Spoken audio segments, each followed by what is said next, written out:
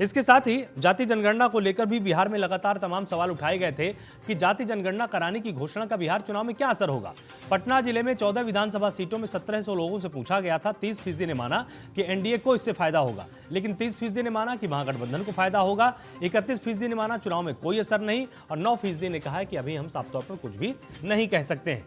नालंदा की बात करें, 7 विधानसभा सीटें, सैंपल साइज 650 का। 34% ने माना कि एनडीए को फायदा होगा। 39% ने माना कि महागठबंधन को फायदा होगा। चुनाव में कोई असर नहीं, ये 16% लोग मान रहे थे और 11% ने कहा कि अभी हम कुछ भी नहीं बता सकते हैं। वहीं जिला भोजपुर, 7 विधानसभा सीटें, सैंपल साइज 965 का। 29% ने माना कि एनडीए को फायदा होगा। 39% ने माना कि महागठबंधन को फायदा पहुंचेगा। 18% ने कहा चुनाव में कोई असर नहीं, एक राष्ट्रीय मुद्दा है। और 14% ने माना है कि अभी हम इसके बारे में साफ तौर पर कुछ भी नहीं कह सकते हैं। वहीं जिला रोहतास की बात करें, 7 विधानसभा सीटें, सैंपल साइज 877 का। 20% लोगों को लगता है कि एनडीए को फायदा पहुंचेगा, लेकिन 32% ने माना कि महागठबंधन को ज्यादा फायदा होगा। 25% ने कहा चुनाव में कोई असर नहीं, चुनाव जैसा होता आया है वैसा ही होगा। और 23% ने कहा है कि अभी साफ तौर पर कुछ बता नहीं सकते, चुनाव में काफी वक्त है। जिला बक्सर, 4 विधानसभा सीटें, सैंपल साइज 590 का। 32% को लगता है कि एनडीए को फायदा होगा। 33% को लगता है कि महागठबंधन को होगा। 20% ने कहा चुनाव में कोई असर नहीं। 15% ने कहा कि अभी साफ तौर पर हम कुछ भी नहीं कह सकते हैं। वहीं जिला कैमूर, 4 विधानसभा सीटें, सैंपल साइज 435 का। 30% ने माना एनडीए को फायदा होगा। 37% ने महागठबंधन के फायदे की बात कही। वहीं 22% को लगता है कि चुनाव में कोई असर नहीं और 11% ने कहा कि अभी हम साफ तौर पर कुछ भी नहीं कह सकते हैं। अगर पटना प्रमंडल की बात करें तो 43 सीटें हैं, सैंपल साइज 5217 का।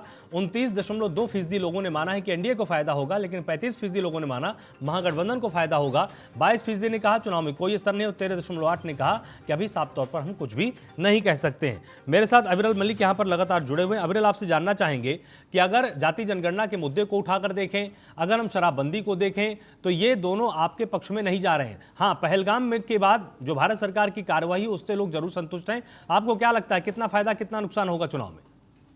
जी नहीं, देखिए, जहां तक विषय शराबबंदी की पहल किसने की? हमने ही तो की। और किस पार्टी ने की ने बताना चाहिए। और उसके साथ साथ जहां तक विषय आरजेडी का, आरजेडी को तो बात करनी चाहिए चारा घोटाले के विषय पे, करप्शन के विषय पे। अब ये करप्ट पार्टीज कौन सी हैं वो तो सबको मालूम है। और कांग्रेस पार्टी जो इनका एलाइड ऑर्गेनाइजेशन है, जिससे इन्होंने गठबंधन बना के रखा हुआ है, एलाइड पार्टी है, किस प्रकार से उसके द्वारा भ्रष्टाचार देश भर में किया गया। 60 साल उनकी सरकार रही, वो सबने देखा। चाहे वो गाजियाबाद प्रोविडेंट फंड का स्कैम हो, वोट के बदले नोट घोटाला हो, इमरजेंसी हो, जो आपातकाल लगा के पूरे विपक्ष को जबरन जेल में ठूसा, जिसे कॉन्स्टिट्यूशन की बात करते हैं, संविधान की बात करने का काम करते हैं। ये संविधान की किताब केवल लहरा देने से काम नहीं चलेगा। इसके आधार पर कम से कम 2 कदम चल लेना चाहिए। अम्बेडकर जी के मार्ग पर 2 कदम कम से कम चल के देखना चाहिए। बाबा साहब डॉक्टर भीमराव अम्बेडकर जी के आधार पर, उनके मार्गदर्शन में चलने वाली पार्टी इस देश में यदि है तो निश्चित ही भारतीय जनता पार्टी है। वो स्पष्ट रूप से देश की जनता को, प्रदेश की जनता को मालूम है। और जहां तक विषय बिहार प्रदेश का, निश्चित रूप से बिहार प्रदेश का वोटर अवेयर है, मैच्योर है और जानता है कि अगर उसके हित में कोई पार्टी कार्य कर सकती है तो निश्चित रूप से एनडीए कार्य कर सकता है।